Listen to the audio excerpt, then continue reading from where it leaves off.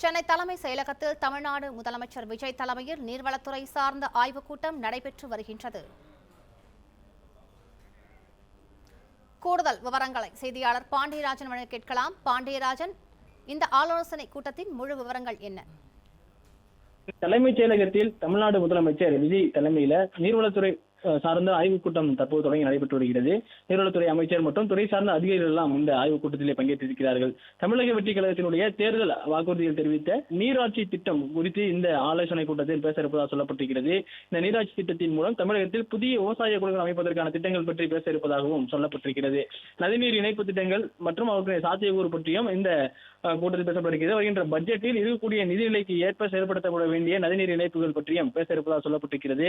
மேலும் தமிழகத்தில் பாசன பரப்பை அதிகப்படுத்துதல், நீர்ப்பாசன திட்டங்களை துரிதப்படுத்துதல் உள்ளிட்டவை குறித்தும் முதலமைச்சரிடம் கேட்டு தெரிந்து கொள்ளலாம் முதலமைச்சர் அறிவுறுத்தல் வழங்க இருப்பதாக சொல்லப்பட்டிருக்கிறது.